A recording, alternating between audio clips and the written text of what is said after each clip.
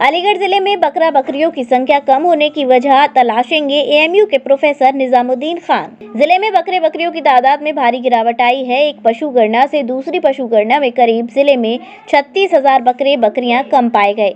इसकी वजह तलाशने के लिए भारतीय सामाजिक विज्ञान अनुसंधान परिषद नई दिल्ली द्वारा एएमयू के भूगोल विभाग को शोध करने की जिम्मेदारी सौंपी है।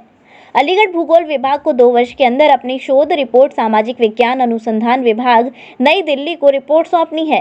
इस शोध के लिए भारतीय सामाजिक विज्ञान अनुसंधान परिषद नई दिल्ली से उन्हें 10 लाख रुपए भी मिले हैं। अलीगढ़ में बकरे बकरियों की जो तादाद घटी है उसे लेकर किस तरीके की आपको जिम्मेदारी मिली है, क्या है? असल में बकरे बकरियों की तादाद जो घटी है ये तो सेंसस की रिपोर्ट है और अभी मैंने इस पर रिसर्च अब शुरू करेंगे।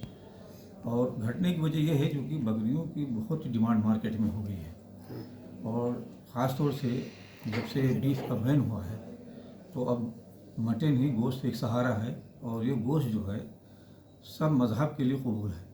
तो जितने भी मांसाहारी हैं सब इसी तरफ जा रहे हैं। दूसरी चीज़ ये है कि बकरियों का जो पालन हो रहा है पूरे देश के अंदर और ख़ास तौर से अलीगढ़ ज़िले के अंदर वो अभी बहुत ही ट्रेडिशनल वे में है। घरों में 2-4 बकरियां पाली जा रही हैं और उसमें औरतें ज़्यादा शौकीन हैं और छोटे किसान हैं या बहुत ही गरीब लोग हैं तो अपने घरों में कुछ आमदनी के लिए जानवरों को पालते हैं, ख़ास तौर से बकरियों को पालते हैं क्योंकि बकरियों में कोई ज़्यादा खर्च नहीं है। घर का खाना खा लेती हैं, दाना खा लेती हैं, उसमें उनको साल में 4-6 बच्चे मिल जाते हैं जिससे उनका 10-20-50 हज़ार का आमदनी हो जाता है। लेकिन अब ये जो है बकरी उद्योग जो है या बकरी पालन जो है इस वक्त के लिए बहुत ही ज़्यादा उम्मीद रखता है और जिसे कहते हैं इसका बहुत ही ज़्यादा प्रॉस्पेक्ट्स है। इसको अगर एक कमर्शियल वे में डेवलप किया जाए तो इसके ज़रिए से छोटे किसानों को भी जीविका मिलेगी और औरतों का भी शक्तिकरण होगा, जिसे आर्थिक सशक्तिकरण कहते हैं। और ख़ास तौर से जो गाँव में इस वक्त पढ़े लिखे अनएम्प्लॉयड हैं तो उनके पास ज़मीन भी है और उनके पास और कृषि के संसाधन हैं, लेकिन पढ़े लिखे होने की वजह से वो हल नहीं जोत सकते और फसलों में ज़्यादा नहीं लग पा रहे हैं। इसलिए उनकी ये कोशिश है कि वो कोई इंटरप्राइज टाइप की या कोई इंडस्ट्री नहीं कह सकते, बल्कि यह है कि उसको हम दूसरी शक्लों में काम को करें। तो इसलिए इस वक्त बकरी फार्म बहुत ज़्यादा डेवलप हो रहा है और इसके लिए गवर्नमेंट को भी थैंक्स करना चाहिए क्योंकि मौजूदा गवर्नमेंट जो है बकरी पालन के लिए हर ब्लॉक लेवल पे नौजवानों को वो लोन दे रही है और बहुत से इलाकों में नौजवान इस वक्त बकरी पालन के लिए आगे बढ़ रहा है। सर पहली तादाद कितनी थी और अब फिलहाल जो तादाद निकल कर आई है वो कितनी है? जी, मतलब पहले बकरी बकरों की तादाद कितनी थी जनपद में? इस वक्त एग्जैक्ट तो हम नहीं बता पाएंगे क्योंकि इसलिए अभी सेंसस रिपोर्ट हमको पढ़ी नहीं है, लेकिन बहरहाल वो बकरी घटी हैं तो घटने की वजह उसकी यही है कि चूँकि इनका डिमांड बहुत ज़्यादा बढ़ रहा है और अलीगढ़ में ख़ास तौर से अलीगढ़ शहर में बहुत ज़्यादा डिमांड है बकरी की।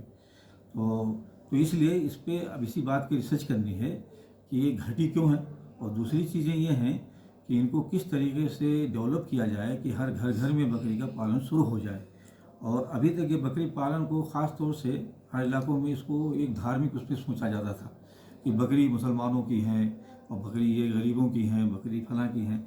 लेकिन अब बकरी पालन जो है ये किसी खास समुदाय का नहीं रह गया, अब बकरी पालन एक कमर्शियल उसमें जा रहा है। सर ये कितने समय में पूरा किया जाएगा जो प्रोजेक्ट?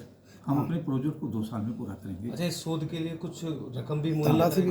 हाँ, क्या नाम है, भारतीय सामाजिक अनुसंधान दिल्ली ने 10 लाख रुपया किया है, सैंक्शन किया है, जिसमें हम इसको काम करेंगे, उसमें अपॉइंटमेंट भी करेंगे और एम्प्लॉयमेंट भी होगा। तो इस तरीके से इस 2 साल में काम पूरा किया जाएगा।